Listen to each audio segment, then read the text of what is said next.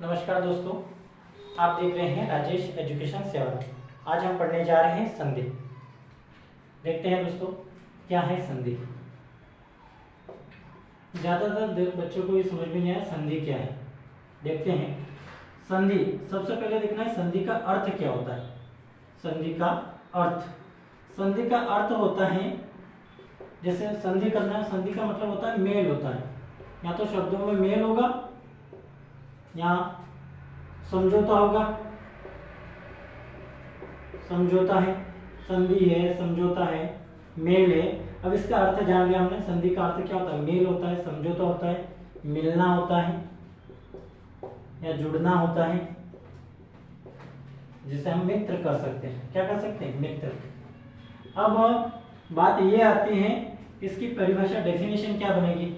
हमें याद रखना है कि दो वर्ण जुड़ते हैं इसमें। क्या जुड़ते हैं? दो वर्ण। जैसे दो वर्ण है, कोई भी ले लो, दो वर्णों के परस्पर क्या होगा? परस्पर मेल से उत्पन्न क्या हो जाएगा? परस्पर मेल से उत्पन्न विकार को क्या कहते हैं? विकार को संधि कहते हैं। क्या कहते हैं? विकार को संधि कहते हैं।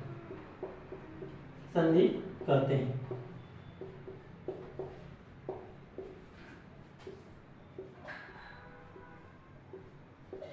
देखते हैं दोस्तों।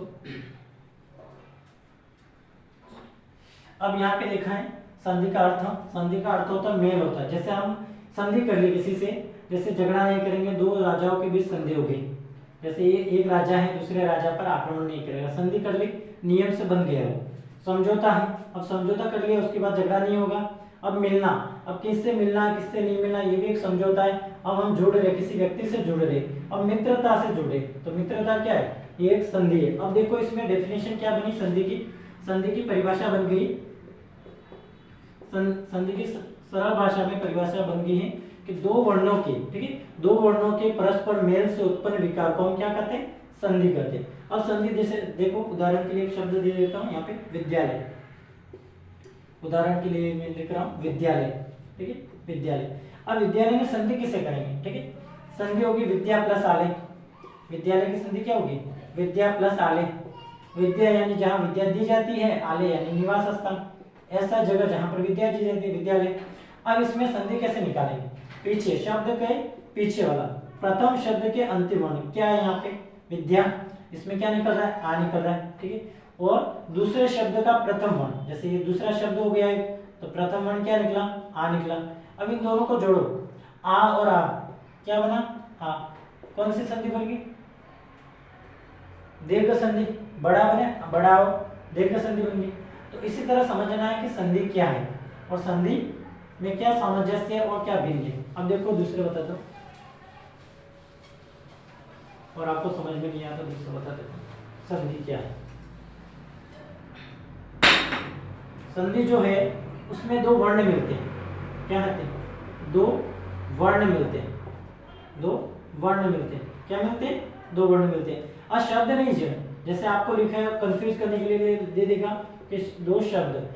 अब दो शब्द से जो नया शब्द बनता है वो तो समास है, ठीक है, लेकिन यहाँ बात किसकी हो रही है? संधि की हो रही है। तो संधि क्या है? दो वर्ण, ठीक है, इसमें दो वर्ण जुड़ेंगे। अब देखो सामान्यतः क्या है संधि का नियम? सामान्य नियम है कि संधि जो होती है हमारे सभी की संधि नहीं होती, मुश्किल से 100 में से 100% में से 60% शब्दों की ही संधि होती है। जैसे यहाँ पे लिखा अनीता, अनीता, आपने सोचा संधि कर लेंगे, आगे आ जाएगा नीता, ठीक है। तो ये शब्द और ये संधि, ऐसा नहीं, ये नहीं, सभी शब्दों की संधि नहीं होती, ठीक है। अब जैसे हम यहाँ पे निकाल रहे हिमालय, उदाहरण के लिए हिमालय, हिमालय, हिमालय, ठीक है, ये शब्द ले लिया हमने उदाहरण के लिए, संधि कर दिए। अब संधि करने के लिए शब्द के टुकड़े किए जाए, इसका अर्थ निकालो हिम प्लस आलय, ठीक है, हिमालय, हिम यानी बर्फ, जहां पे बर्फ है हिमालय पे, हिम प्लस आलय, हिम प्लस आलय। अब देखो यहाँ पे हिम, यहाँ पे क्या निकला? पहले शब्द का अंतिम वर्ण, पहला शब्द कौन सा? हिम है, इसका अंतिम वर्ण क्या? म में से क्या निकला? अ, और यहाँ पे यहाँ क्या निकला? आ। तो क्या हो गया? अ प्लस आ, क्या बना? बड़ा। दीर्घ संधि का उदाहरण है आ। अब कैसे बना, देखो दीर्घ संधि का उदाहरण है, या तो अ प्लस अ दोनों मिलते हैं, दीर्घ संधि का नियम लिख दो, दीर्घ संधि का अगर नियम है, दीर्घ संधि का नियम है कि अ और दोनों मिलते तो क्या बन जाते, आ मिल जाते हैं, और दोनों आ जुड़ने के बाद भी क्या मिल देंगे, आ बड़ा बनेगा, ठीक है, दीर्घ संधि।